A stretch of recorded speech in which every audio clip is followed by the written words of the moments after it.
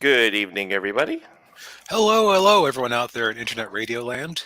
Yes, welcome to another episode of Critique Corner with me, Daniel Parker.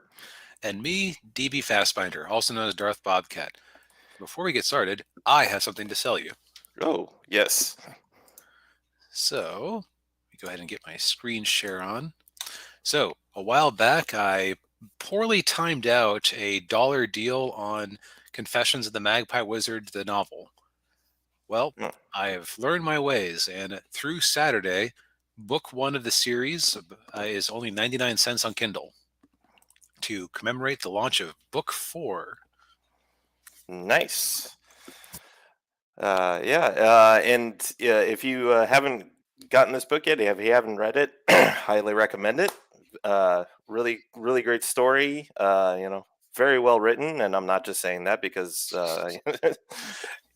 Yeah, of course, our frequent viewer D Rhino keeps DMing me typos he notices in book ones occasionally. It's like, okay, I just have to make note of it to fix at some point. yeah, I do have this scheme to at some point put together some sort of combo pack with it, but that's future thoughts.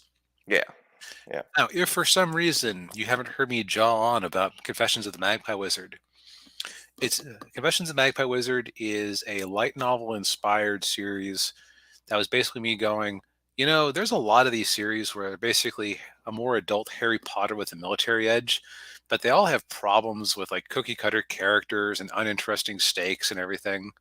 I'm talking about things I couldn't really get into, like the Asterisk War. Other names are escaping me. Irregular in Magic High School. Regular Magic High School. Yeah, that Yeah. a Chivalry of a Failed Knight is probably about the only one of those that has any real quality or depth to it. Hmm. And even then, there's a sister. So, and you know the type of Yeah. anime sister I'm talking about. Yeah, yeah, yeah. If anyway, so it's a story of a half-devil spy who infiltrates a school of wizards in Japan. He initially goes there because he is exiled, and it's kind of a let's get you out of Dodge before somebody actually executes you for your crimes. And now the way he'll tell it is he stuck around because it was convenient. But there might have been some more to it than that. He might have actually softened as a person and become better. But Mhm. he's a very reliable narrator. So if he says he didn't change, then he didn't. Yes, yeah. But yep, I'll go ahead and get the link over so that Daniel can pop that up on the video. Although it's usually there, isn't it? As I recall. I put book 4 on there this time. Okay. Yeah. Well, I'll add it later. whatever Yeah, works, man. yeah. I can add it later. Yeah, it's not Yeah. a. Yeah, Yep, I did kind of spring this on you. yeah. It's okay. So, and also Daniel's comic is Yeah. actually very close to funding. Yes, we're almost 90%. I think. Let me check it real quick. Uh, Actually, yeah, 89, 90%. Yeah. That's like a So B plus. Let's get him to an A plus. yes, yes. Then Yeah, onwards to S rank. exactly. Yeah. What's super awesome is that there's still 25 of the everything Trident boxes. Oh yeah. But Yeah, you get yeah. if you just want to, if you haven't tried the series yet, you can also get both issue 1 and 2 for $40. Yeah. Nice little bargain there. Considering that there's the one thing in the trailer that every time I see it, I just get goosebumps where the guy's just being run through. Oh yeah. Like that was a cool shot. Psychics in a dystopian England where they Well, don't it's a skip leg day. oh no. Exactly. But yeah, yeah, we're pretty close, and yeah, you get there are you got two different versions of the book. There's the main cover, yes, that I'm sorry, I got gorgeous, distracted a moment there. yes, that gorgeous pinup.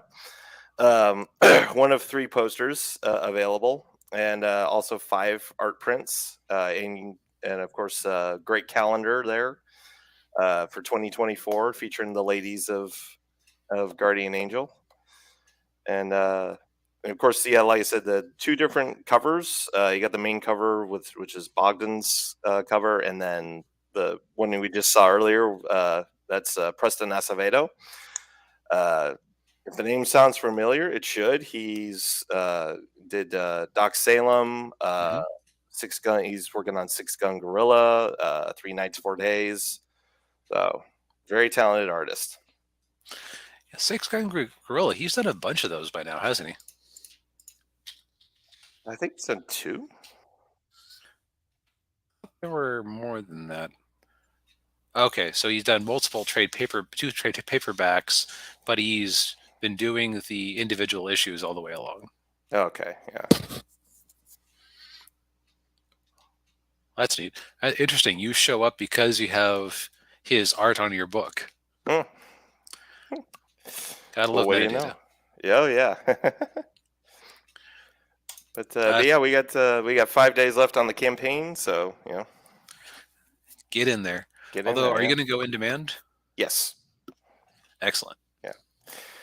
Yeah. But yeah. So moving on with the rest of our show, we always do we do thing of the week, box office, and then get into the main topics. And my thing of the week right here, Black Adam, and I'm reminded after I watched this movie, I'm reminded of there was a horror movie came out in the early 80s, kind of an obscure movie called Pieces. And that movie had a tagline, and that tagline was, "It's exactly what you think it is." And I thought, Black Adam is exactly what I thought it was. it's it is a bloated CGI superhero movie with minimal plot and Dwayne Johnson being Dwayne Johnson for 2 hours. Yeah. So no real surprises compared to the reputation it had going into it. No. It it takes place in Kahndaq, I think is how it's pronounced. Fakistan. Fakistan, yeah. I think it's supposed to be a stand-in for Iraq, because there's a lot of there's some Iraq war parallels in this. And it follows. It starts off with a I want to say she's like a professor or something, and I can't remember the name of the character. Always a wonderful sign. Yes, always a wonderful sign. But I knew the actress. So the actress was played by her name was Sarah Shai, I think is her name, Shai. She was on Person of Interest, and what's funny is that she plays a character. She has she's got this Middle Eastern accent in there, but she's actually from Dallas. Well, So, I suppose if she's from, it's kind of like I never lived in Minnesota, but I can do a decent Scandinavian accent. So, well, yeah, she probably grew up with that. yeah. I think she's Persian, Persian by birth. But yeah. So she's looking for. Kahndaq has been invaded by Intergang. If you know anything about DC lore, Intergang, bad criminal syndicate, kind of like Hydra, sort of. More criminal, less World War II losers, right? Right. Yeah. So they've been invaded, and she's looking for a crown that's made from this rare metal, and it can apparently summon demons. And the old king of Kahndaq from like 5,000 years ago had it made because he wanted to completely rule over the country. But then the Shazam wizards picked a champion out, and that became Adam. And stop the king, but there's more to it than that, because that's actually I will say that's one of the clever things they did, was they kind of built up the lore throughout the movie, and then kind of uh, like, I don't want to say subverted expectations, but definitely like, like telling, like, when you hear like a myth or a legend about somebody, and then like, oh no, that's not really what happened. This is what happened. That's kind of what Mm. happened. That's what's going on here. And so she finds the crown, and then but then Inner Gang wants the crown. So then she somehow she knows how to wake Black Adam up from his tomb, and she does that, and that's when he wakes up and everything goes haywire. And then Amanda Waller comes in and sends the Justice Society to stop Because Black Adam. the league was busy, I guess. Yeah, I guess, I don't know. So yeah, so in the Justice Society, it's Hawkman, Doctor Fate, Atom Smasher, not the original Atom Smasher, but the nephew of Atom Smasher. Hmm. I will give one little spoiler. The original Atom Smasher is played by Henry Winkler. The Fonz. Hey, And then Cyclone. okay, so these two characters I know pretty well. Atom Smasher I have seen on occasion in the comics. I have never heard of Cyclone before. I haven't either. She must be a new. I wonder if she was like New 52 or something like that. Because I'm Hmm. like you. I've never heard of her. Or it could be somebody that they decided to pull in from like the Golden Age or something. Yeah, maybe. Yeah, but yeah, it's I mean, it's it definitely some if you're not a fan of the Snyderverse, you're probably not going to like this, because there are some Mm, Snyderisms in this. gotcha. So it's kind of the last gasp with that style of movie. Yeah, yeah, and but yeah, it's like I said, it is what it is. It's it's a if you want to watch uh big kind of extravagant superhero CGI movie, CGI fest with with The Rock. Yeah, this is So your. am I right to think, looking at this poster, if there isn't really a villain in the movie unless you count Black Adam himself? There is a villain, but he's just very generic. Yeah. Oh, is it like a local terrorist lord or something like that? Um. Yeah, something like that. Yeah. I don't want to. I don't want to spoil who he is too much, but Okay, yeah, it's yeah. There is a villain, but yeah, he's just kind of thrown in there. Yeah. gotcha. Like, oh well, the Justice Society can't be the villain, and we don't want The Rock to be the villain. It's in his contract, so. Right. Yeah. Yeah. There are a few points in here where it is a little directionless. Yeah. And they do tie it into Shazam. Mhm. But there's no appearance by Shazam, right? No, he's not in there. Um, and the only, I mean, it the only superhero that shows up in there besides the Justice Society is, of course, Superman in the end credits. What turned Which, out to be Henry Cavill's swan song. yeah, but So yeah, I that's remember Andre from Midnight's Edge was talking that he saw it in the theaters, but he was actually late because he walked into the wrong theater and was confused why all the ads were in Norwegian. And so he came in after the opening monologue and he liked the movie. But then when he Mm. watched it again and the opening bit was there, it soured him on the movie watching it the second time because it was so dull. Yeah, that was, yeah, I agree with that. Yeah, the opening prologue, like Hmm. they had the kid, the the the the scientist slash teacher has a teenage son, Hmm. and he does the narration, and yeah, it's really. dull. Like he really phones it in, and Oh, yeah, it's yeah, it almost it I was actually very close to turning it off because I'm like, oof. oh yeah, I'm just like, okay, this is like, and yeah, And you don't get a second chance to make a first impression. exactly, yeah. So, but yeah, I mean, yeah, Give us the Andre cut where you cut it out entirely. exactly, yeah.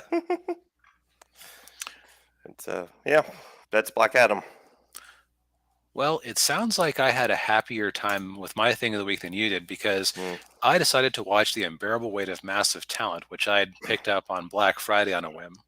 mm, It was like a $10 Blu-ray at my local Best Buy. well, that's not bad. Nope. Yeah, I definitely got $10 worth of entertainment out of it, yeah, if not more so. yeah, Because this is one I could see myself watching again.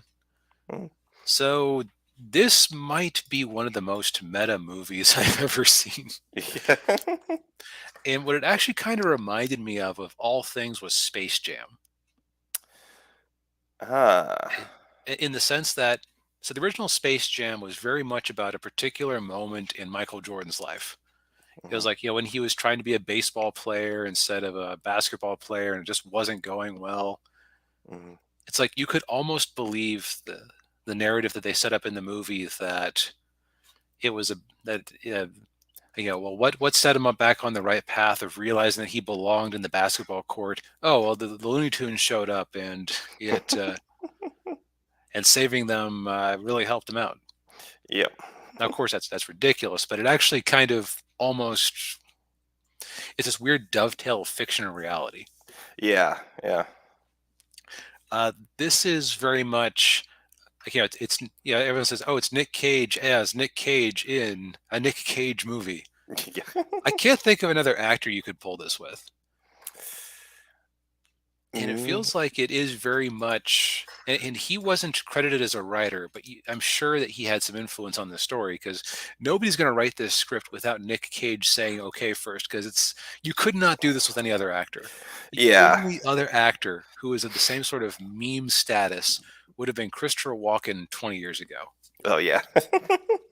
and even then it wouldn't have been as good. Yeah. How old is Nicolas Cage? He's got to be, Early 60s, I think. yeah, that sounds right. 58. Okay. 50. Okay, yeah. Yeah, close. Yeah, late 50s. So movie starts off with him having kind of, well, I guess, bad dad problems with his daughter, Mm, who I double checked and was not. I'm not sure if he actually has a daughter by that name. It was like Ada or something like that, uh, but it wasn't played by her. he has a son named Kal-El. Yeah. Oh, that reminds me of a hilarious detail I'll bring up in a minute. Okay. Okay, so clearly it's a fictionalized version of his life. So Yeah. that's, which makes sense. So he is kind of, Nicolas Cage's reputation for many years has been Nicolas Cage will star in anything. Hmm. Partially that's because he just likes acting and working.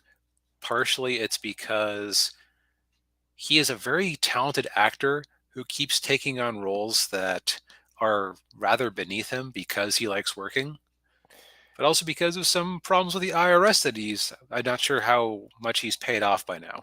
Yeah, yeah. That has a lot to do with it. Yeah. Yes. I mean, at one point he owned a Tyrannosaurus skull and I think a German castle Yeah. Yeah. before it all went tilt. Yeah. But it's basically him having some Hollywood bad dad problems, some money problems, and he says, "You know what? I'm going to retire from acting, but I've got this debt. Some rich guy um, in Catalan in Spain is paying me to come out there and just go to a party. I'll do that. That'll be the last thing I do. I'm going to focus on my family and myself and just enjoy life." Hmm. Um, so he gets out there and he is approached by a couple of CIA agents who tell him that his host, who is played by Pedro Pascal, the Mandalorian himself, Yeah. as a very likable Nicolas Cage obsessed fanboy. Like loves him, worships him, has a whole shrine room dedicated to Nicolas Cage. Um, but the CIA believes that he has kidnapped a politician's daughter, and so Mm. they are trying to find her. And because Nicholas, is trusted by this guy and has such easy access to him, they recruit him. Ah. And I don't really want to spoil it from there, but it turns into so initially the rich guy hired him to come to his birthday party, and because he was going to try and convince him to help him make this movie that he wrote. Nicolas Cage tried to prolong how long he's out there for the cover for the mission. Goes, no, I don't want to make that movie. You and I are going to write the greatest movie ever. And so they go out there, and as they're writing the movie, it's very meta because like Mm. how the movie is going reflects how the actual story around them is going, Ah. and it is a fun ride. It is Mm. Nicolas Cage being Nicolas Cage as Nicolas Cage. Pedro Pascal has great chemistry with him, Mm. and you don't want to believe that he could be as wicked as they say, but all the evidence seems to add up. So it's just it's very tense for Nicholas because he is actually really loving this guy, Yeah. and it's like, oh, but he's like a terrorist basically. This is Yeah. awful. But that's all I want to say is in terms of actual plots. One thing that's kind of hilarious is that the actress who played his daughter, I was convinced it was Daisy Ridley with I think some sort of age CGI or something. It wasn't, but just uncanny. Ah. Um, the other thing is that Nicholas was occasionally, I don't think this is a spoiler because this happens early, is occasionally harassed by a vision of himself from like a younger age, like, berating him for where his career is at. Yeah. And in the credits, first you have Nicolas Cage, Nicolas Cage. Then you have Nicholas Kim Coppola as Shadow Nick, Ah. which for those who don't know, Nicolas Cage is an acting name, pseudonym that he took on based on Luke Cage from Marvel Comics because he wanted to distance himself from the Coppola family because he didn't want to have to live up to that. Because in Hollywood, Coppola is a hell of a legacy to live up to. Yeah. Yeah. He's Francis Ford Coppola's nephew. Hmm. So, but yeah, yeah, and I don't blame him there one bit. Yeah. No. Now, since we often talk about box office for these things, we've whipped poor Black Adam to death Yeah. over the last few months. Um, but how did The Unbearable Weight of Massive Talent do?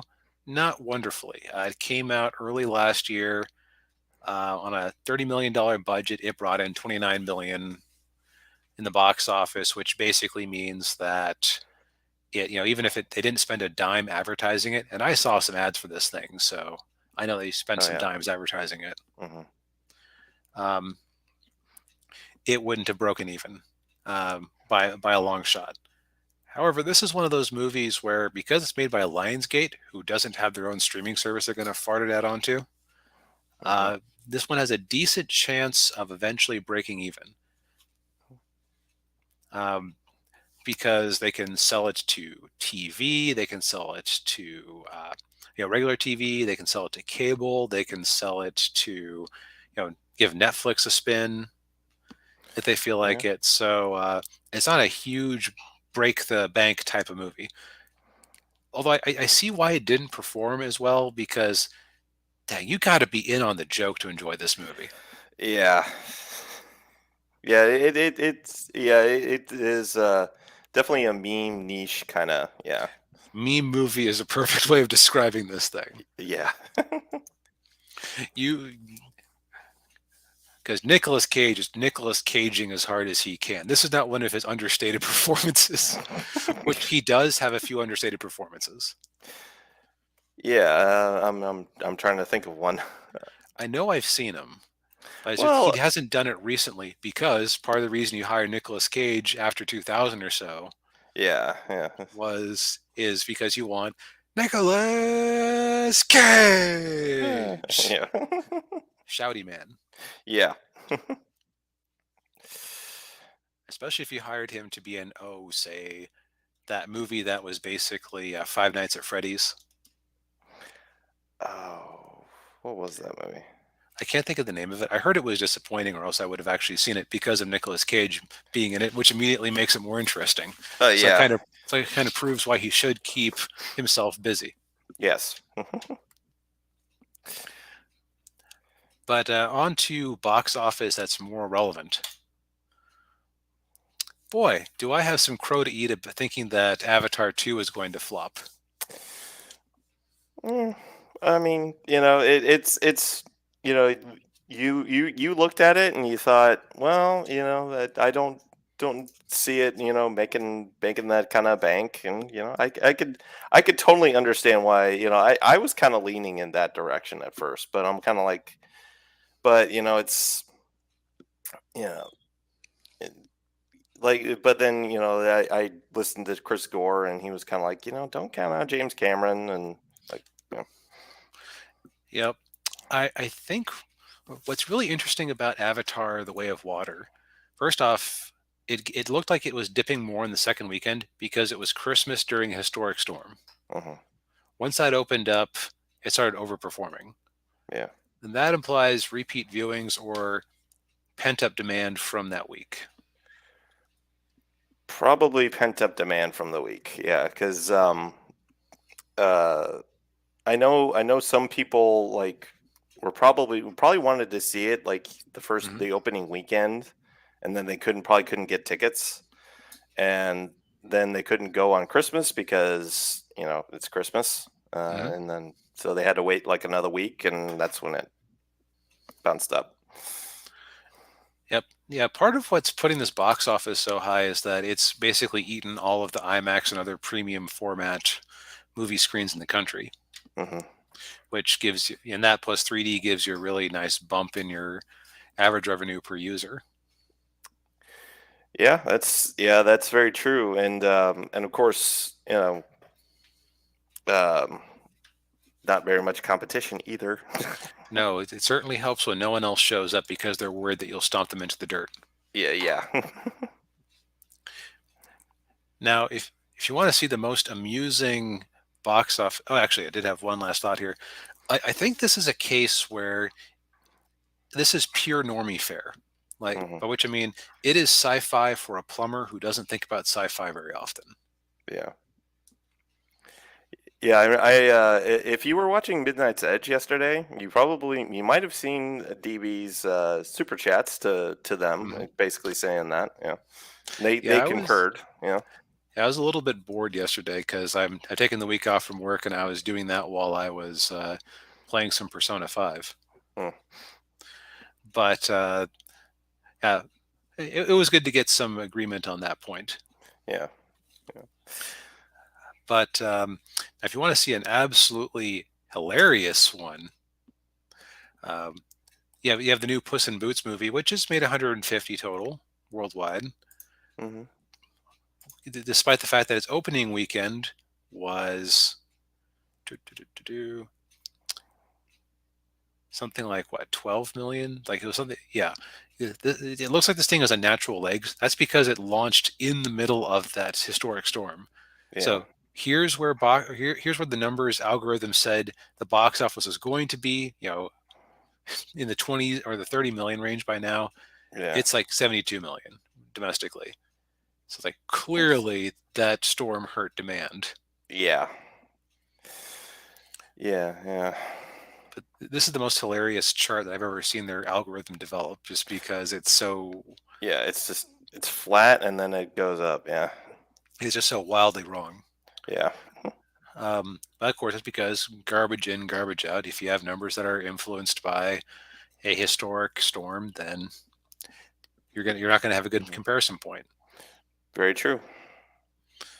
Yeah, Now you noticed a few interesting things on the watch at home chart. yeah. Oh, gee, look who launched in at #1. Surprise, surprise. Yes. Yeah, Uh, it dropped on Paramount Plus a couple weeks ago. oh, and for those who are watching without watching, it's Top Gun Maverick at top, Right. Yeah. which you know that thing is just. Actually, is it still in theaters? Because I saw that they had put it back into theaters for pre. No, it's not. It's out of theaters again. Okay. But Yeah. it came back in and did some decent numbers in there. Mhm. But let's see, other interesting things. The Woman King is up there, and then because I think that's just because it's on Netflix. So like, basically, if you own Netflix, like, as much as people are like, "Oh, Disney is a bigger streaming service than Netflix now," no, it isn't. Yeah. Yeah. Not really. Yeah. The the one I thought was really interesting was that Knives Out 1 is on here, but not Knives Out 2, Yeah. which, That's truth be, on. Yeah. I'm not sure if this is actually a chart for. Now that I think about it, I don't know if this is just things that people are buying or if it is also counting in streaming numbers. Mm, Because I don't that's see anything on here that is strictly a streaming s- play. streaming play. Yeah. Yeah. You might be right about that. Yeah, because yeah, It because you got Avatar on there and Avatar One, which Yeah, that's on Disney Plus. is it? Okay. Yeah. But it's possible people are buying it on iTunes, Google, Xbox, Vudu, what have you. Yeah. But it does explain why Knives Out 1 is on here when Knives Out 2 is not. Yeah, and I thought the Knives Out one was on Amazon Prime. Which I may be that mistaken would be, about that. I mean, the second one went basically straight to Netflix. So Yeah. it's your Ticket to Paradise. We have two different versions of the Grinch in here.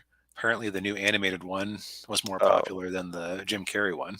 yeah. I haven't seen either one of them, so I'm I not can't. sure. I would not recommend the Jim Carrey one. It's basically, how do you turn that into an hour and a half movie? That was like a 40-minute animated special. Yeah, 20 or 30. I thought it's Uh, pretty short. Yeah. Is it? I couldn't remember how long it's been, but the answer is you don't do it well. That's how you don't do it well. Yeah. That's your Wild Out Crocodile, then Black Adam, down at Uh, number 15 on its first weekend. oof. Which, to be fair, if this is only things that you have to buy digitally, it's like, okay, am I going to spend $20 to own Black Adam forever? Or am I going to buy a month of HBO Max? Yeah. Yeah.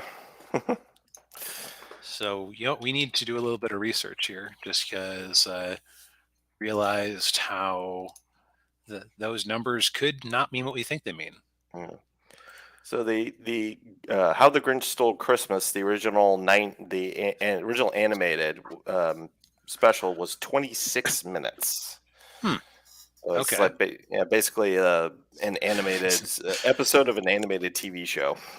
So how do you add an hour to that? Well, you have a joke where the Joker falls, or Joker. You have a joke where Jim Carrey falls into a woman's cleavage.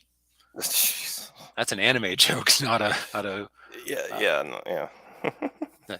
not a what do you call it? Kids movie Yeah, joke. Dr. Seuss joke. Yeah. Dr. Seuss. That's it. Yeah, the Seuss Yeah. estate was not happy with the live action movies. That's why they stopped them. Ah. And Yeah. then let's see here. Ticket to Paradise is still up there. This is another good example. $60 million production budget. I think between that and the unbearable weight of massive talent, I'd like to see more movies made like this. I'm kind Mhm. of done having nerd stuff as the only thing in town. Yeah, I am too. Yeah, it's like to see. Yeah, I'd like to see some different stories about different characters. Yeah. Yeah, I think that I'm going to make a rule for myself that I'm going to watch something that isn't genre fiction more often, Hmm. weekly, bi-weekly, whatever, just to work out my media diet. Yeah. I don't know whether to call the unbearable weight of massive talent part of that or not. I mean, there isn't anything science fiction in there, Yeah, but still. yeah, But let's get into our main thing here, which we're not going to go yeah, too deep into too many of these because yeah, there's a lot of movies coming out next year. yeah. But let's kind of go through we'll give our kind of our takes on some of these that seem interesting to us or ones that seem like we are dreading. Yeah. Let's see here. So Megan is coming out tomorrow, and so is Women Talking. Megan is a horror movie. I don't like horror movies, so Yeah, it's kind of like it's Killer Doll yep. horror movie. It's like Chucky. Yeah. But with like a technology angle, it sounds Hmm. cool. Yeah. Women Talking, which is basically about a bunch of women in a cult talking about assault of various types. Hmm. But I do find that that's what Women Talking is like a title where I get what they're going for, but it also sounds like it's opening itself up for a bunch of sexist punchlines. Yeah. Yeah. I'm not. I'm not too interested in it. No. We've got House Party, the remake, coming out. I don't know. Why?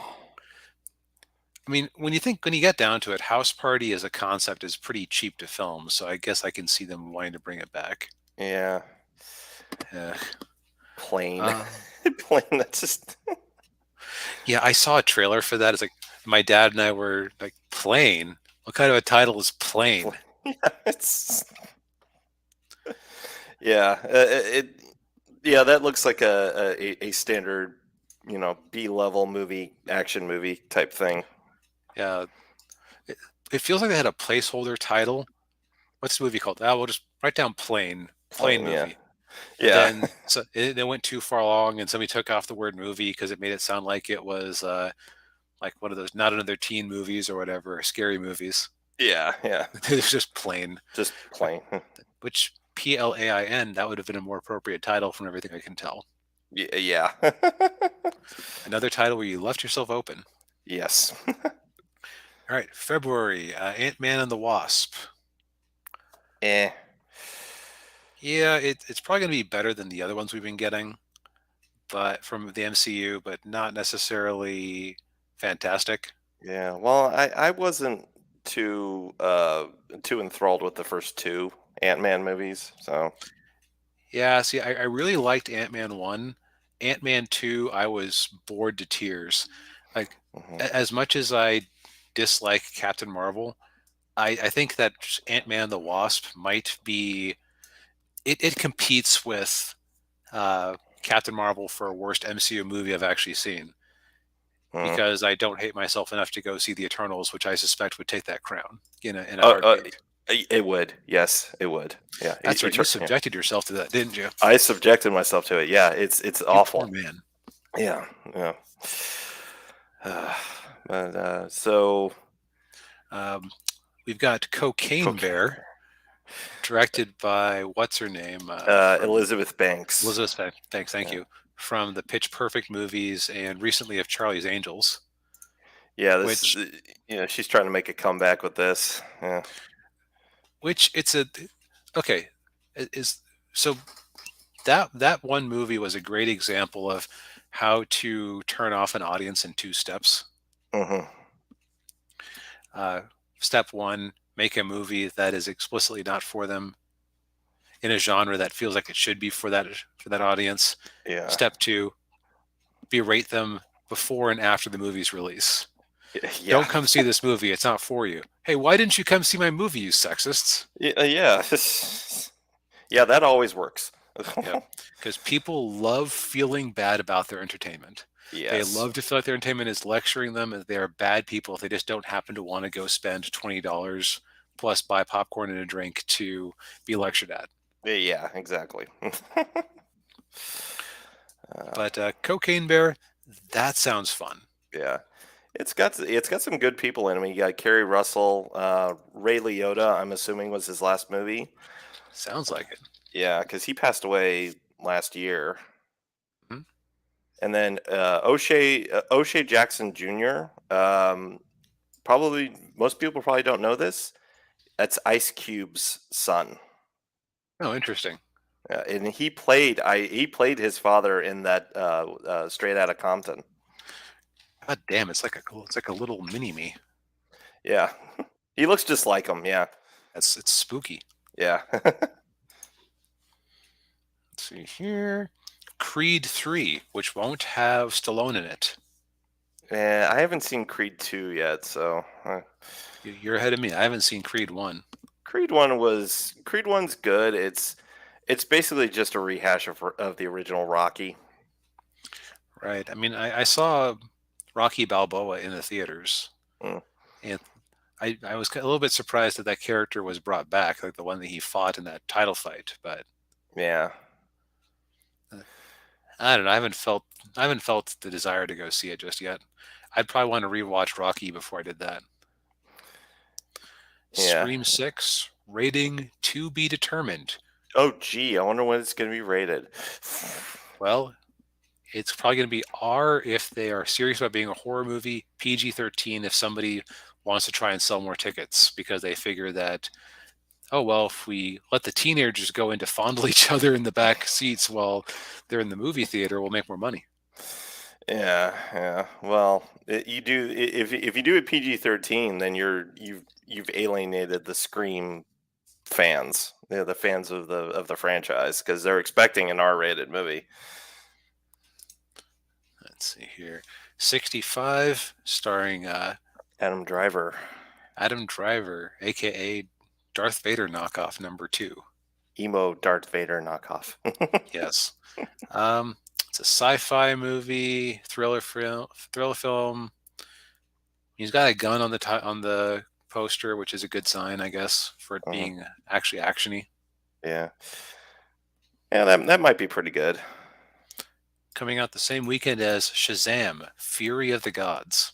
Eh. I liked the first one, but the problem it sounds like from what I hear in the second one is, you remember at the end of the first Shazam when they gave all of his friends the exact same superpowers as him? Yes. Boy, I wonder how you're going to balance that many characters. It's like they made that knowing it was going to have a sequel and be part of a larger universe. They didn't care. Yeah. I didn't. I'll be honest. I really didn't care for the first movie. It was okay. Uh, It was the most marvelly of all of them. yeah, and that might have been my problem with it. Was a little too goofy. It is kind of funny how, as a teenager, Billy Batson was kind of an emo whiner, but then Mhm. it turned very goofy once he had the wisdom of Solomon, supposedly. Yeah. I don't know. Maybe it's So like the divine wisdom is not to take things too seriously. yeah, maybe. Let's see here. Oh, John Wick Chapter 4. You know, I John need Wick to 4. actually Yeah. watch those movies. I've had John Wick 1 for ages, and I just never have gotten around to it. Yes, you need to watch those movies.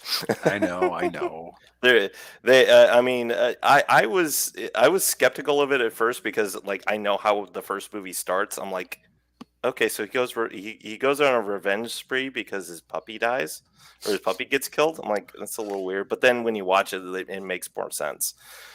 And I will say the sequels aren't as good as the first one, but they're still good, entertaining movies. Yeah, So it's like a classic 80s thing where it's like you have the first movie, like, say, Rambo, that's kind of has a serious topic, and then it just turns into a cartoon. kind of. Yeah, Okay. Let's see here. Dungeons and Dragons: Honor Among Thieves. My friends, when we had to go see the quintessential quintuplets in theaters, yeah. I happened to step out to get to use the bathroom, and I came back and they were talking about how great the trailer for it was. Hmm. So we're actually going to end up seeing that. Well, well, Um, I hope it's good for you. yep. I mean, it looks like it's basically just a straightforward action or excuse me, action fantasy movie.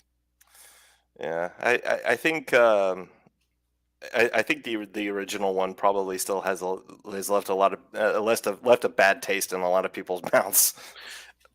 Well, I'd say on the flip side that things like what's that one podcast with all the voice actors playing D&D?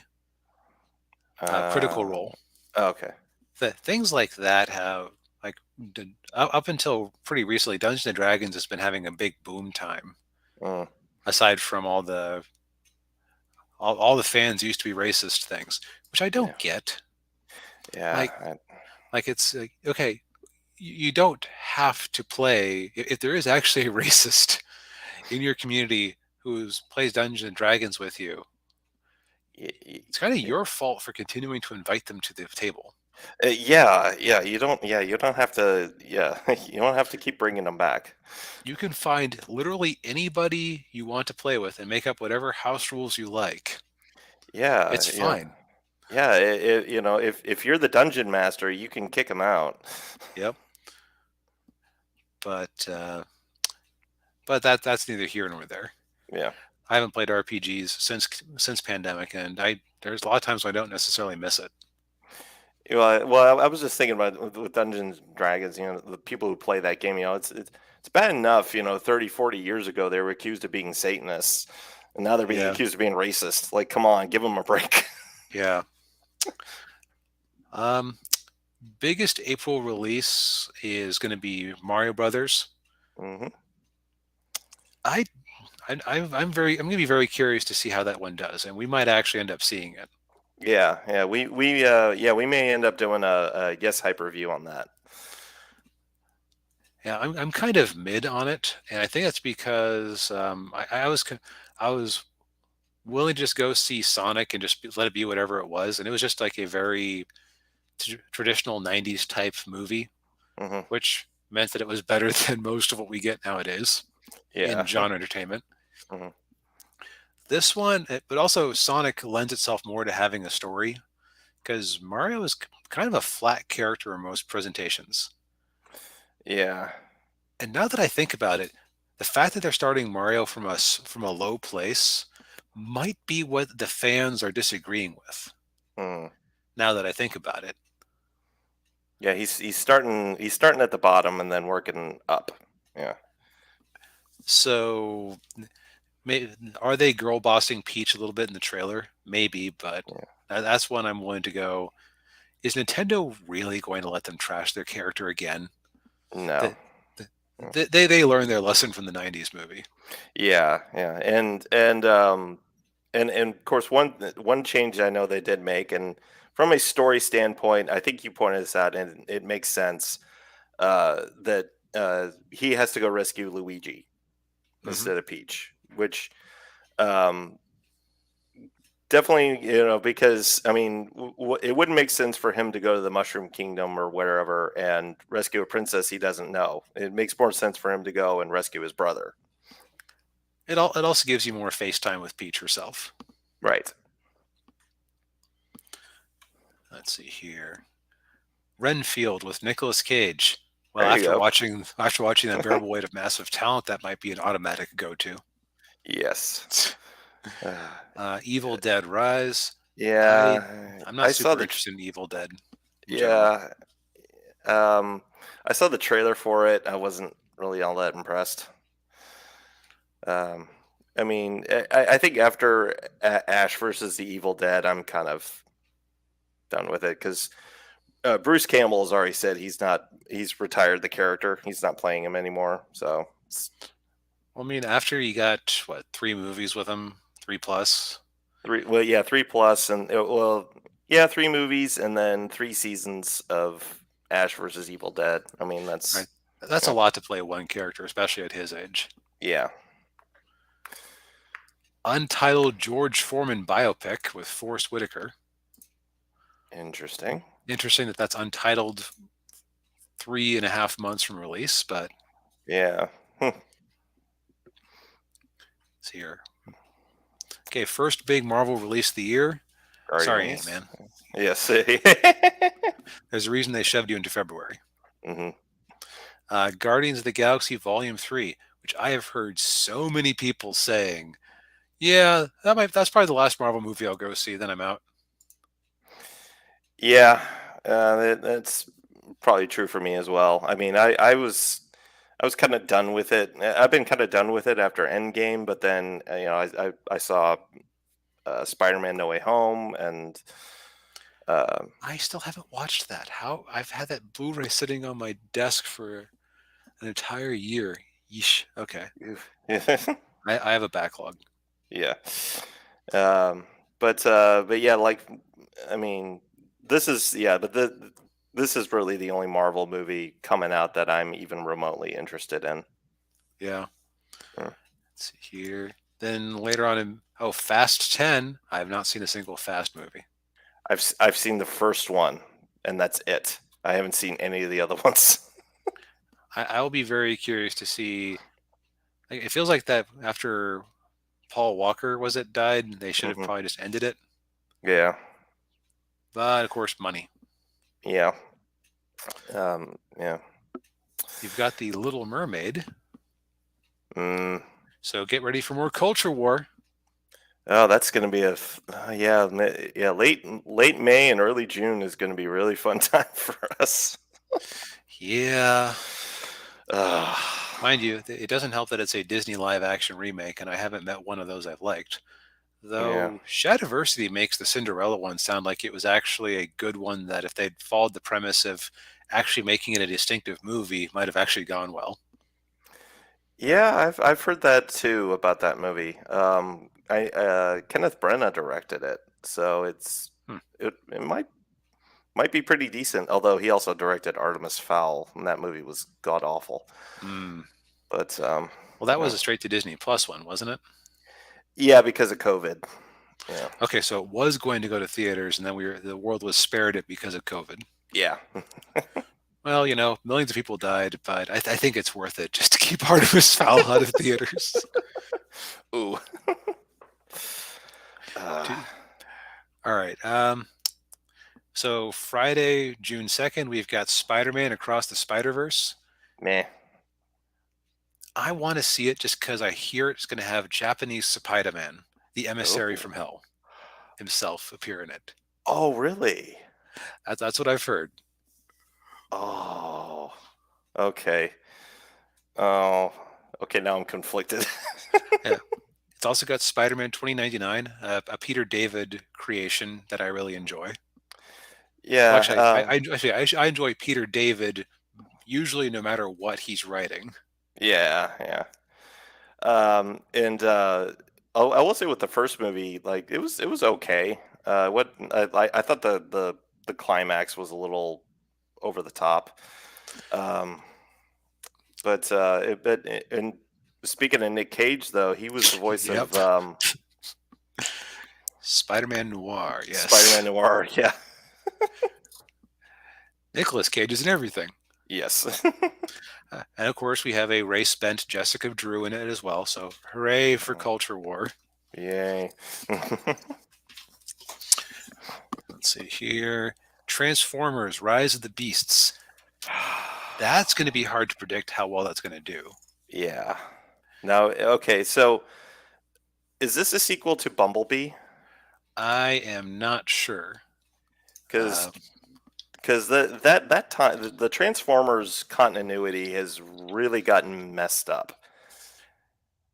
It got messed up, I think, with the first one with Mark Wahlberg, because it's so all over the place. The film is okay, and a standalone. The film is the seventh installment in the Transformers film series and a standalone sequel to Bumblebee. Okay, okay, So that gives it some potential. yeah, Bumblebee that might wasn't be. perfect, but it was charming. Yeah, I enjoyed Bumblebee. So, but yeah, yeah, it could be good. You know, Yep. And if as a it, yeah, '90s kid, Beast Wars was my Transformers. So yeah, if they and do it right, being able to see things like Dinobot or whatnot being around would be awesome. oh yeah, yeah, and of course all the Transformers have their Gen 1 look. So Yeah, so real potential. yeah, Let's see here. And of course, Ezra Miller's The Flash with Michael Keaton still listed. I don't know if he's actually going to end up being in it or not. It might be it might be worth going to see just to see if that's true or not. Although I think I'll just wait for the spoilers. Yeah, I would go if I had somebody to go with at Yeah, this point. yeah, I'm yeah, And then, of course, the movie that people won't shut up about on YouTube, resulting in lots of conspiracy theories and insider rumors. And is yeah, Kathleen Kennedy fired? Harold and the Purple Crayon. Oh, oh, and also Indiana Jones and the Dial of Destiny. yeah, yes, So this is actually going to be a pretty busy June yeah. because I don't remember there being this variety of movies last year, really. No, not really. I think COVID was still kind of messing with people a little bit last year. So and now nobody cares. So it's Yep. back to the regular old summer movie season. Also, there's a level where we're now 2 years away from 2021, where things started to loosen up a bit. Hmm. So we're probably seeing the fruits of that. Also, the first action heroine, Jennifer Lawrence, is going to be in a movie called No Hard Feelings. Yes, she's such a trailblazer. Yes. Yes. But Indiana Jones and the Dial of Destiny, man, the public relations on this movie could the only way you could make it worse was if you had some sort of Me Too scandal with Harrison Ford come out No. around now. Because like up till now, it's the narrative is that as far as I've seen people talking about it is, look, he's too old. He should, not too old to be president apparently, but he's too old. Yeah.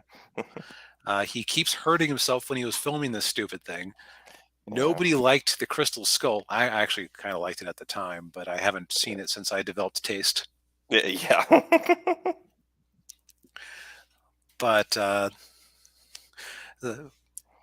nobody wanted another Indiana Jones movie. That's a go away and let us be happy with our nostalgia franchise.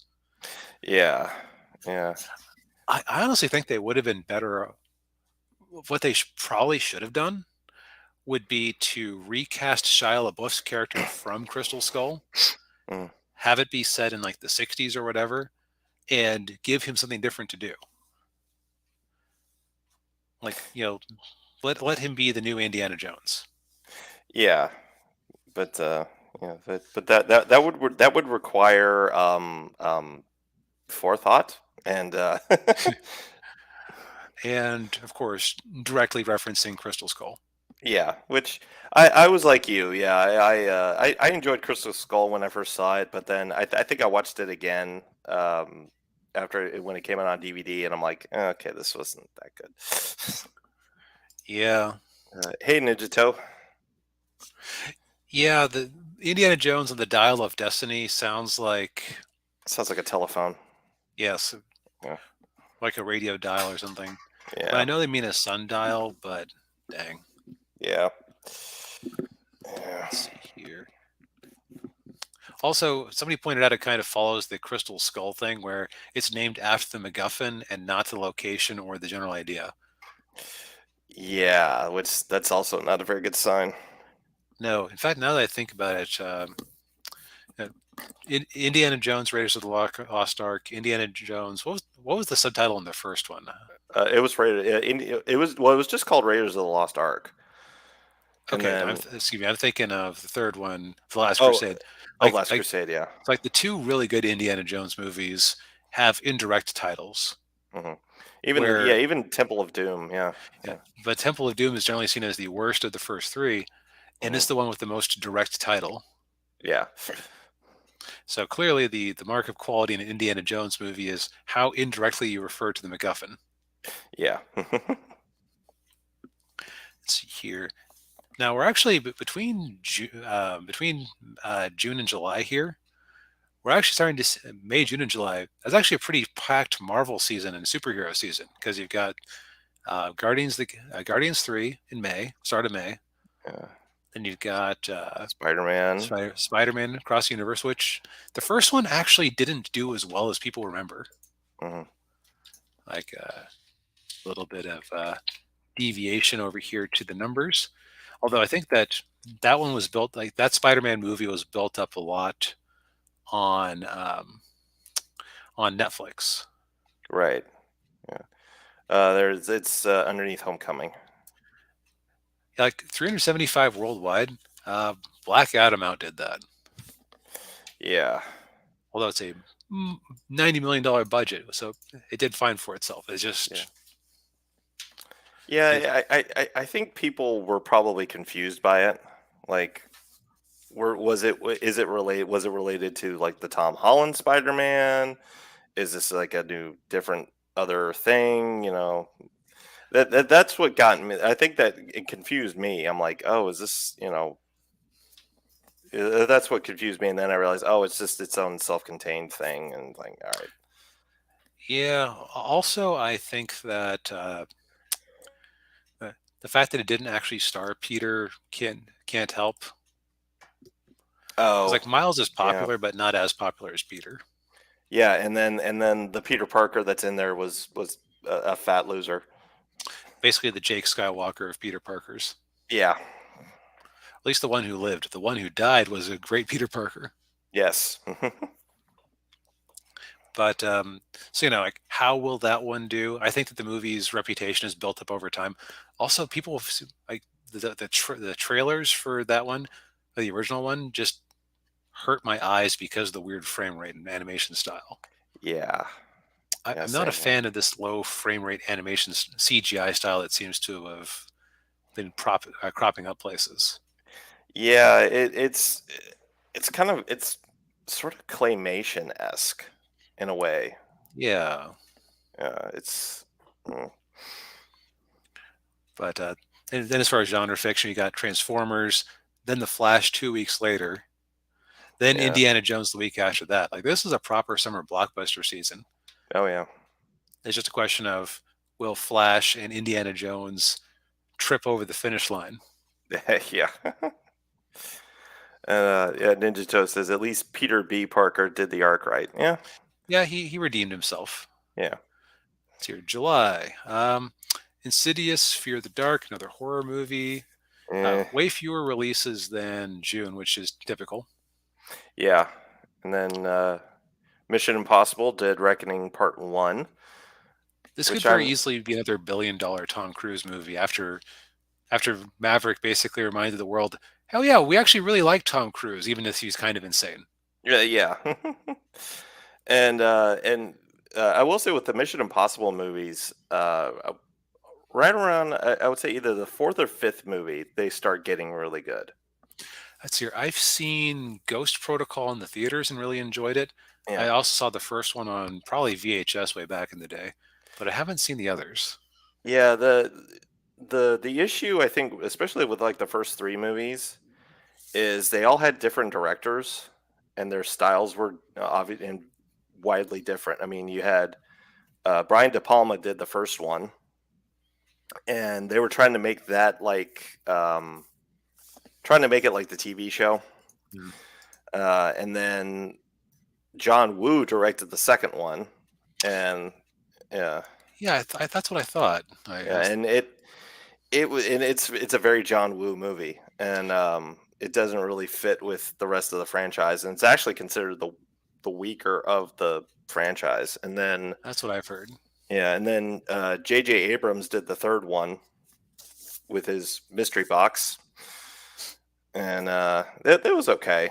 Um, and but yeah, like Ghost Protocol was the fourth one, and that's when it started getting really good. Yeah, I've heard people say it's basically like a Captain America series without a shield. Pretty much, yeah. And Ninja Toast says he thinks Indy 5 will be a slight financial success opening weekend. I think so too. Yeah.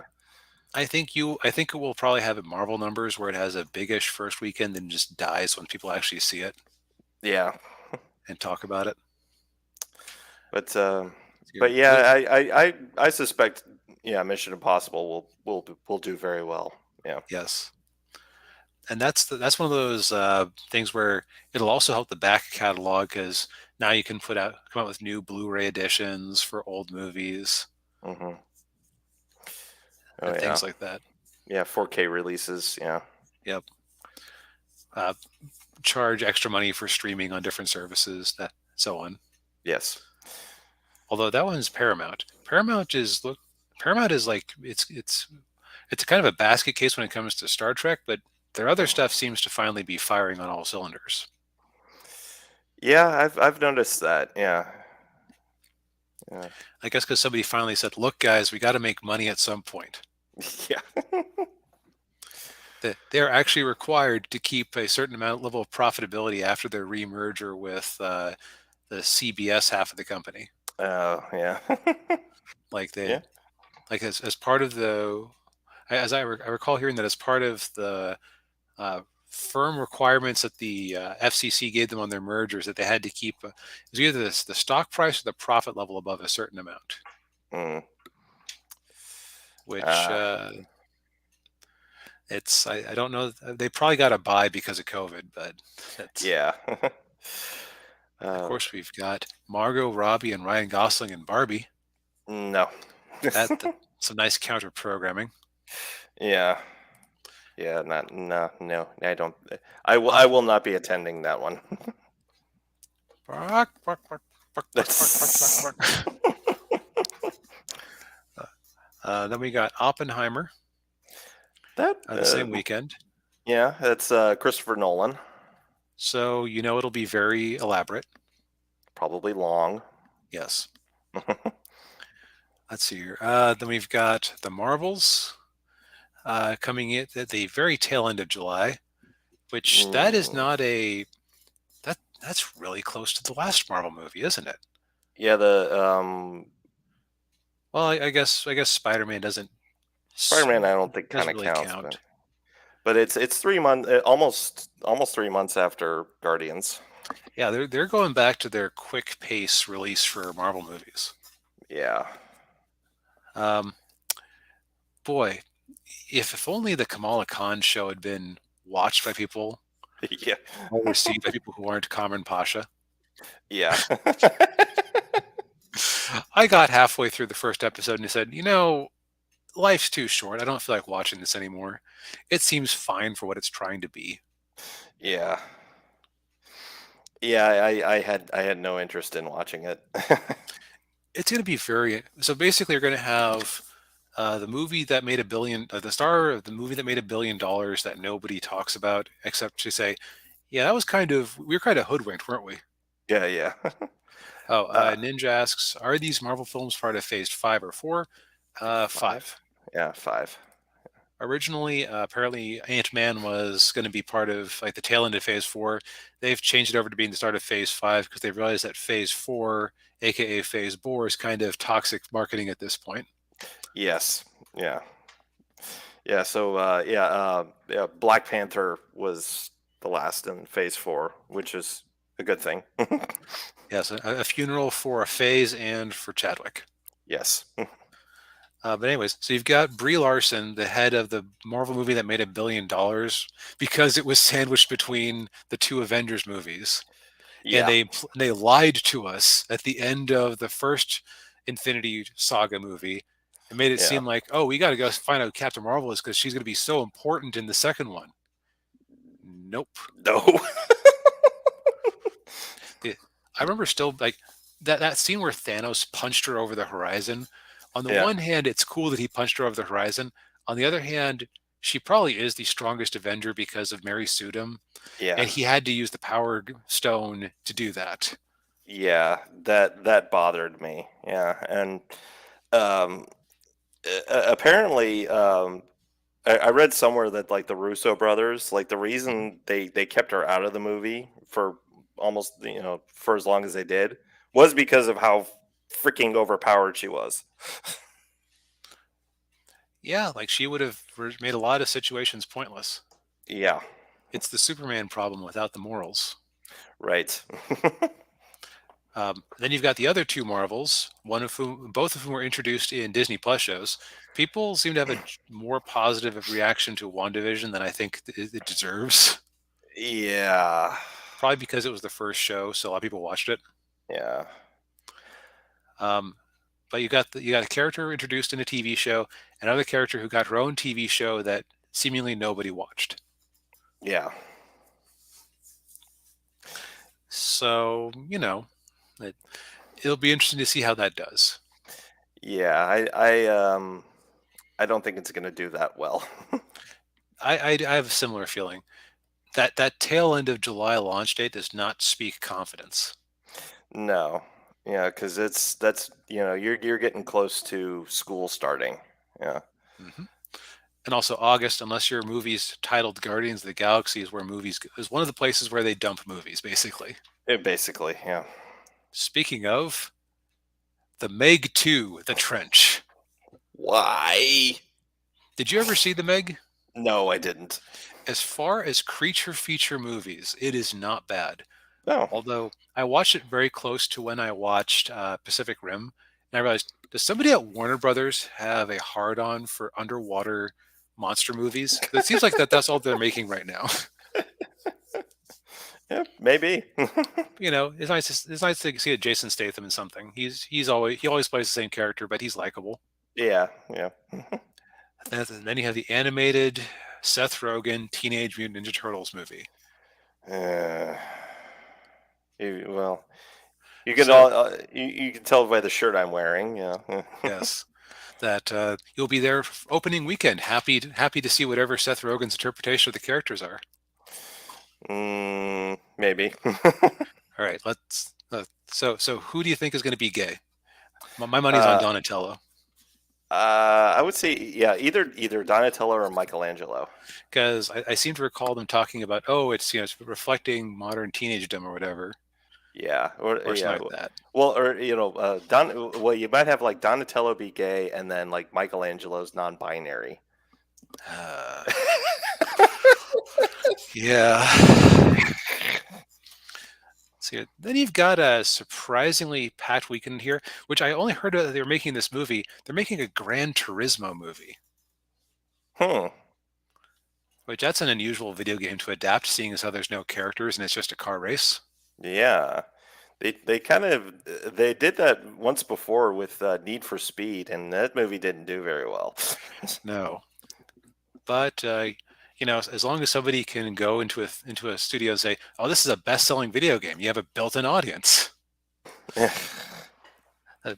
These movies will keep happening. Speaking of Haunted Mansion with Owen with Owen Owen Wilson Wilson? and Rosario Dawson. Oh, Oh, and also Orlando Bloom's in Gran Turismo. So hopefully you got a nice paycheck out of that. yeah, yeah. David Harbour, who's that's Hopper from Stranger Things. Hmm. But Haunted Mansion gets another go around. That the first one was a bomb. Yeah, it just about put about the final nail in the coffin for Eddie Murphy's career. Yeah, and then they came up with like what 1,000 words or whatever, where it's like there was the tree, and every time he spoke, a leaf would Yeah, fall and he'd die at the end. yeah, and then Norbit. Remember Norbit? Oh God, yeah, where he's like, well, shoot, Tyler Perry's making all this money playing Medea. I can get into a fat suit and put on a stereotypical accent. Yeah. Oh man, Pluto Nash broke him, I think. Yes. Then we got Blue Beetle, which I August 18th. Of all the DC properties they have left to shove out the door, I think that one has the most potential to be something good on its own. I think so too. Yeah, yeah. I'm actually somewhat curious about that movie because I've seen the behind the scenes pictures hmm and the costume looks cool. Oh, also, I can't believe I just noticed that they put in the cinema blend thing on all their pictures. Yeah. I thought that was some sort of ironic 80s t-shirt that Oh. Chris Pratt had in this picture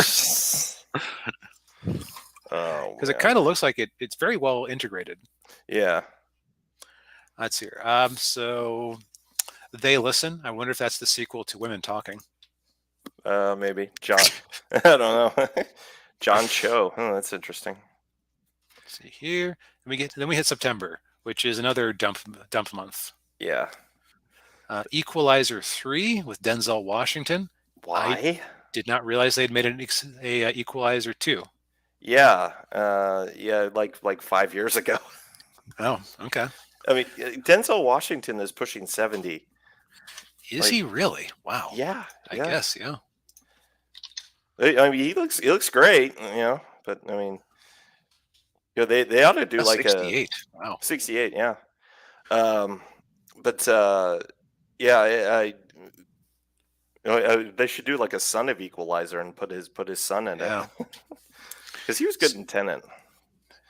Yeah. Uh, Now, speaking of actors, Expendable who are past their prime, Expendables 4? oh 2023 is the year of Jason Statham, I guess. wow, Expendables 4.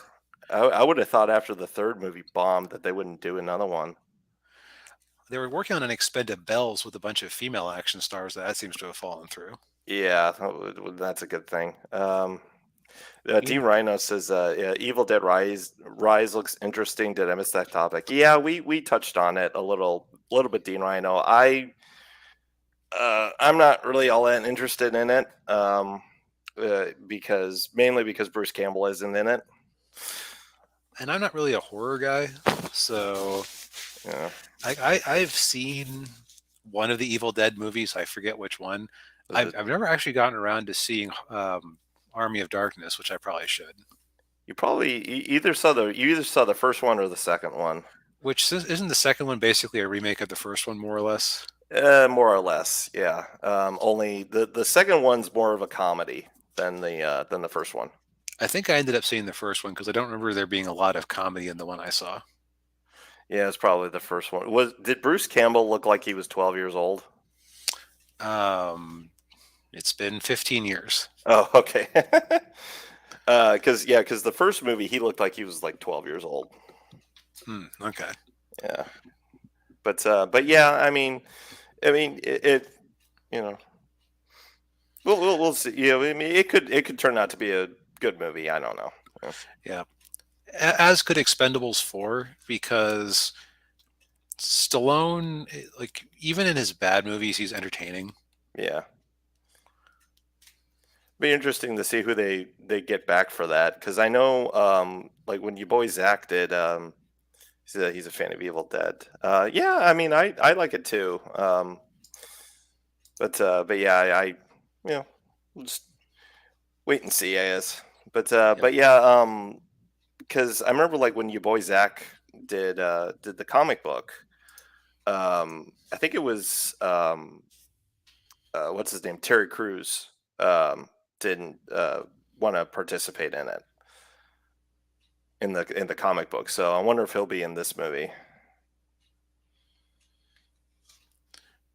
Yeah, I don't know. Yeah. Or for that matter, who would be new to bring in? Yeah. Said he thinks the new movie is a sequel to the reboot. Probably. Are I we didn't see talking the Evil Dead still, or Evil Dead. Yeah. okay? I didn't see the reboot. Um, but um, but yeah, yeah. Let I me. mean, I mean, if you're seeing potential in it, that's good to hear because the Yeah, world needs more good movies. yeah, and I certainly won't dissuade you from going to see it if you want to go see it. So okay, they got okay. So I'm looking at the cast now. It's you got Jason Statham, 50 Cent, 50 Cent, really? Wow. Megan Fox is in Um, this. I mean, 50 Cent is bulletproof. Well, that's true. Yeah, but Megan Fox, I haven't seen her in a long time. She was in the Ninja Turtle Michael Bay movies, right? Yeah, but the second movie of that came out like in 2014. Wow. Yeah.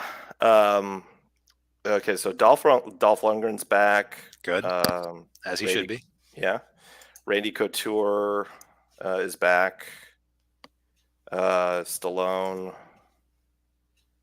It looks like that's it. I'm not seeing Terry Crews or like Jet Li or um, Schwarzenegger or anybody like that. So Well, that'll be interesting to see at least. yeah. Hey Chingus, good to see you. Then we hit October. Craven the Hunter. Boy, Hmm. it's going to be time to morb on again Yeah. with another Sony Spider Man movie introducing the villain in their own movie without Spider Man. Oh, that's right. Yeah, and Craven's played by the one of the twins from Bullet Train. Oh, okay. The The oh, tubby black one, right? no, yeah, yeah, yeah. Who likes Thomas the Train? Yes. Uh, D. Rhino says they ruined Craven for me. That's what a diesel would say. Yeah, yeah. All right. uh, I suspect that'll be another unmitigated disaster. yeah, yeah. Although, ironically, an October launch would have been more appropriate for Morbius, the Living Vampire. Yeah. You'd think so. Heck.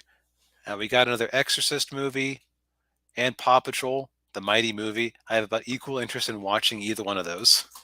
Is that a remake of The Exorcist I'm or a assuming. reboot? Why? I don't know. You don't need to reboot that movie or remake it. Speaking of unnecessary movies, Saw 10. I mean, why not? It's been long enough. It's been long enough that it's nostalgic now, I guess. Yeah, I guess. Changa says, if Craven flops, I hope Sony releases it again a second time and loses money like Morbius. I think they've probably learned their lesson. Yeah, Their release plans for these other spin-off movies kind of like October isn't an awful time, but it's basically going, we want something that isn't a horror movie to put out in October. yeah. Which isn't that when Black Adam came out was in October? I think so. Yeah, Calling it now, EDR will beat The Exorcist and Saw 10. Very likely. yeah. That could happen. Yeah. Let's see here. November we get Dune Part 2, which is good because at Hmm. that point I'll feel like I can actually discuss, like, gauge whether I liked Dune 1 or not.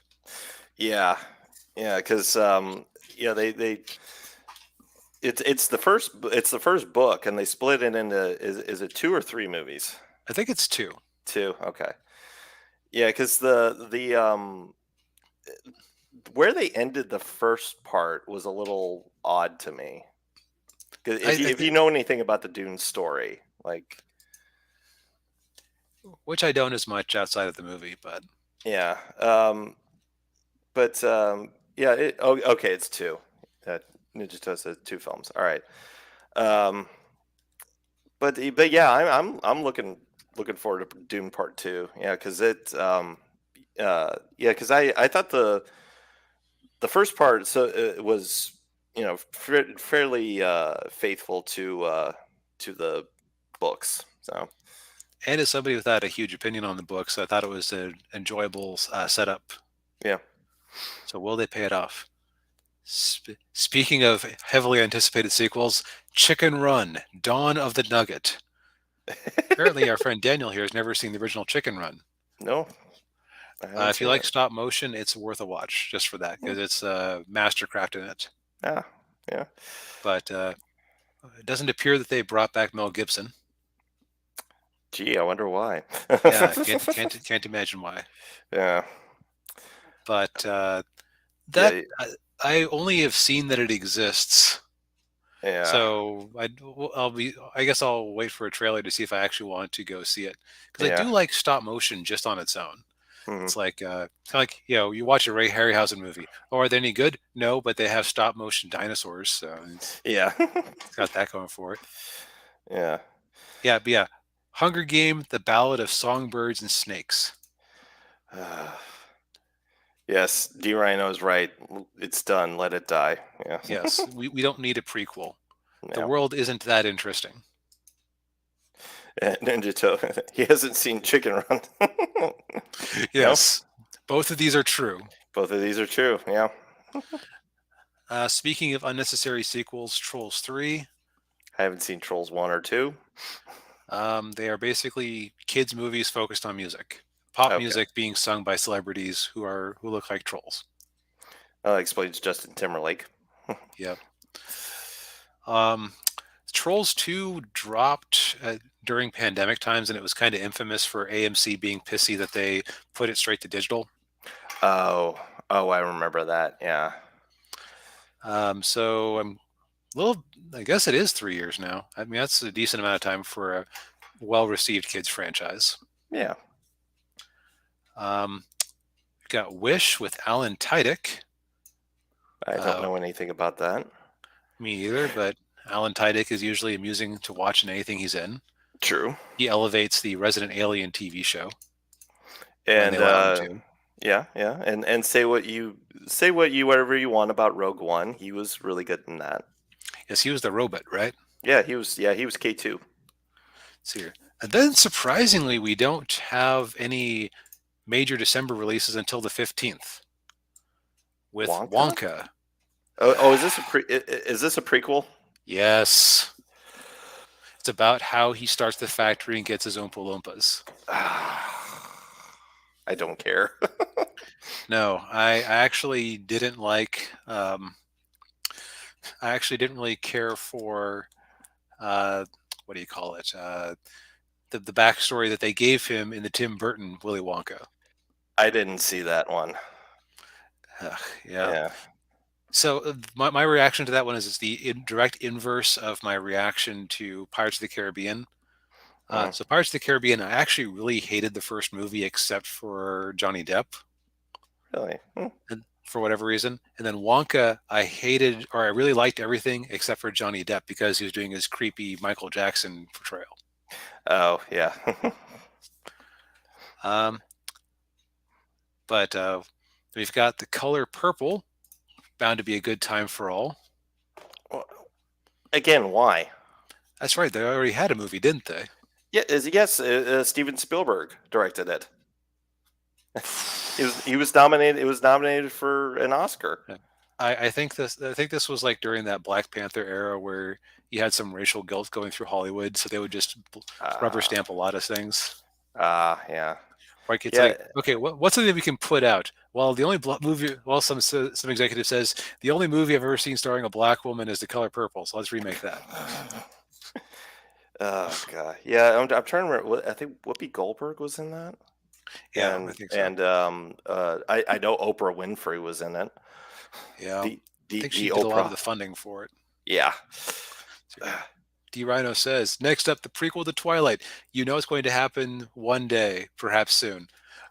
Okay, so let me make a case that a prequel to Twilight could be good. Because imagine that you have a young Edward Cullen, it, and you put it, you know that they were moving around. They didn't stay in one place for too long to avoid questions about why they weren't aging, right? Right. You could put him in a very interesting circumstance. Hmm. You could have him struggling with being a vegetarian vampire. You wouldn't have the romance with Bella weighing him down as an interesting character. Yeah. You could even like do like a Wolverine type story where I don't know, I'm just going to spitball here. He's serving in World War II. Actually, no, that wouldn't work because then they would start questioning why he wasn't aging. Yeah, But and if he gets shot, why didn't he die? Why isn't he? there we Yeah. go. He gets drafted in World War II and he fakes his death like on the attack on Omaha Beach because that's his way to Uh, get out of it. And then it's him trying to get home afterwards, and he can fall in love with a French resistance girl. And I go, I'm not part of this. This isn't. And she's just very confused about it at first. And then she dies in the course of the movie, and that's when he closes his heart off until Bella mopes at him. There, I've just made a better love story than Twilight. there you go. You listen in Hollywood? Be sure to send him the checks though. Yes, because like now of course the problem with that as a Twilight prequel is that I've just suggested an action romance or an action comic or an action romance with a vampire versus Nazis, which is way too interesting for the Twilight base audience. That's true. But I am going to write that down because that could actually be interesting to turn into my own thing. Yeah. Yeah. Because you could just have a thing where a vampire gets drafted and just wants no part of it. Yeah. Yeah. D Rhino seems to agree. Write it down. Yep. Let's see. Then we've got Untitled Ghostbusters sequel, which I'll be curious to see how that one does, because Yeah. technically the last Ghostbusters movie broke even ish, Hmm. but it was really well received and didn't cost very much. Yeah, it's And I enjoyed that one. yeah, I did too. Um, maybe a little too much nostalgia bait in it, but yeah, it was a good movie. And then the last of the Snyderverse movies that I'm aware of, Aquaman and the Lost Kingdom. No. I have no interest in that. Miss Heard is in it, Yes. but it's also because it's going nowhere. Yeah. And then we've Yeah. got there's a Black Canary movie coming out this year. What? That's right, starring Jussie Smollett's sister. I forgot all about that. Oh, So, why? so it's a race bend too. Hooray! Oh. Did she play her? Did she play Black Canary in Birds of Prey? Do not recall. Yeah. Let's see here. We got A Quiet Place 3, whatever, horror, not Legally Blonde 3. Really? No. Apple TV Plus is doing a movie about Napoleon starring Joaquin Phoenix. That could be interesting. Joaquin Phoenix is too tall to play Napoleon. Actually, historically he was actually pretty average height. Just that's like British propaganda to like make him seem ridiculous. Okay. I thought he was like I thought he was like 5'6" or 5'7". Let's see here. How tall was Napoleon? Between 5'4" and 5. Huh. Which, thanks to this handy height chart here that I just happened to find online. Yes. Ba, ba, ba, ba, ba. Yeah, a black lady playing a character called Black Canary, not racist at all. Ba, ba, ba, ba, the Nazis. Da, da, da, da. Gladiators, yeah. So, Hell of okay, Troy. where did that go? Okay, so I'm not sure if that wasn't helpful. Yeah. That they had the link on the search page, but anyway, basically he was like apparently 5'7" according to this site. So they were saying some things I'm not sure if I believe. Basically, he wasn't the minuscule guy that they've done here. Yeah, not like in Bill and Ted. Yes.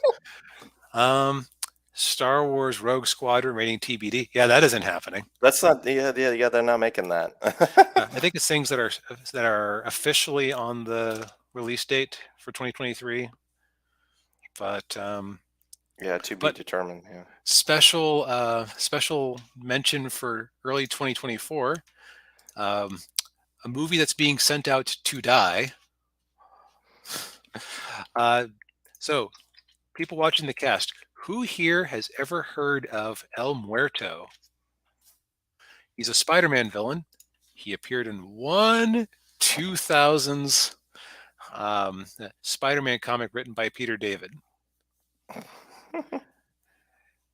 Does anyone remember that storyline? It happened during the Civil War era, where Peter had the Iron Spider suit and also had the Wolverine claws.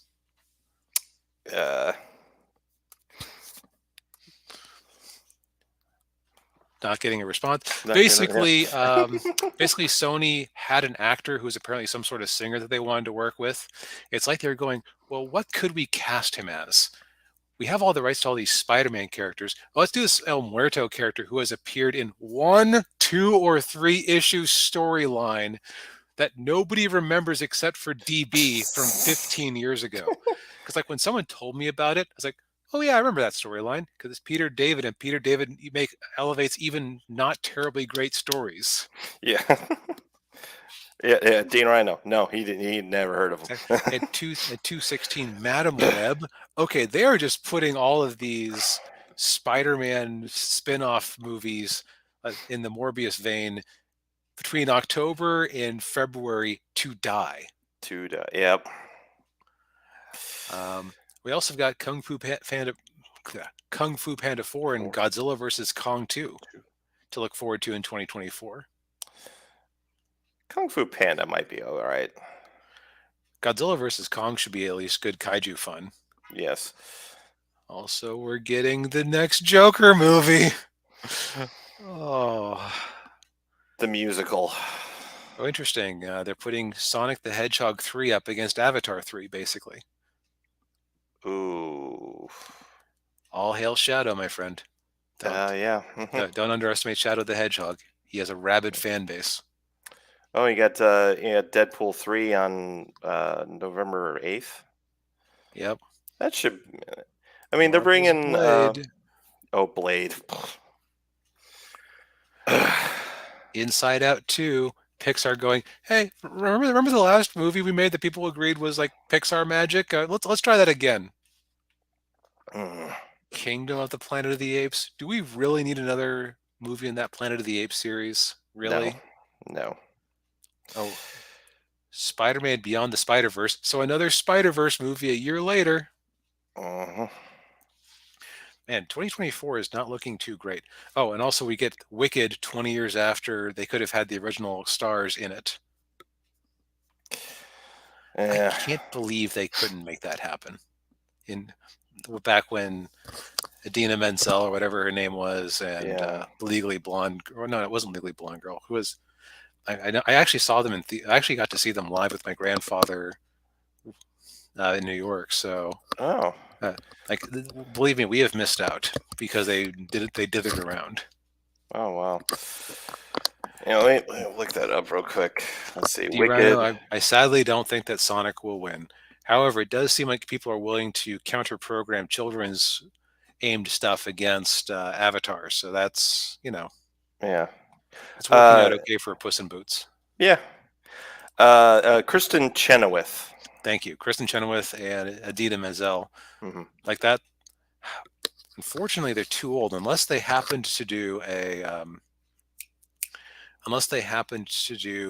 animated version of it, which wouldn't be an awful idea either. Yeah.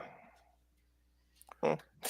Karate Kid movie, man. There was a lot of things that we looked over 2023 that made us kind of roll our eyes. I think there's more that I'm legitimately looking forward to in 2023 than 2024. Yeah. Same here. Although you got Mission Impossible: Dead Reckoning 2 there. Yeah, That might be. But, a lot of 1 year sequel movies actually. yeah. You got Marvel's Thunderbolts. Yeah, Thunderbolts, that makes sense for a franchise where they're known for killing off the villains. Yeah. Baron Zemo being the only one who's still alive by some magic. Yeah. Yeah. You can build a whole franchise off of him. Why not? Yeah. Yeah. First, you got to get him out of the Wakanda prison. Yeah. Which I mean, look, the Wakandans aren't the most competent people, That's true. unless they have, except for when they have plot armor. So, Yeah. you know, Well, I mean, it's another Marvel, Captain America: New World Order. yeah, no, Mr. Griffin, no. No, no, yeah, But yeah, yeah, so basically a lot of franchises, a lot of stuff that's been built up as backlog over the last few years, really. yeah. There's more movies on this list here that you found us than we had on that other list. So, but yeah, it's possible that Yeah. there could be some good movies in here, and of course there'll be the usual bevy of independent releases. Yeah. These are all major studio releases that you're looking at here. So there could be some hidden gems in the indies that you know could be worth a watch and worth spending your money on. Yep. Well, on that note, I knew this was going to be a while. Thanks to Yeah. everyone who stuck around during this plus size length episode. Yes. Thank you all for watching us talking about movies. Um, Yep. and So I think that we're basically seeing more franchise stuff. So yeah. yeah, Oh well. Yeah, well, it's the way it goes. But yeah, thank you all for watching. We appreciate it. Hit that like button, subscribe if you haven't already. Comment. Comments, yes. Ring the bell for notifications, and we will see you all next week. So, Yep. good Have night, a good night, everybody. everyone.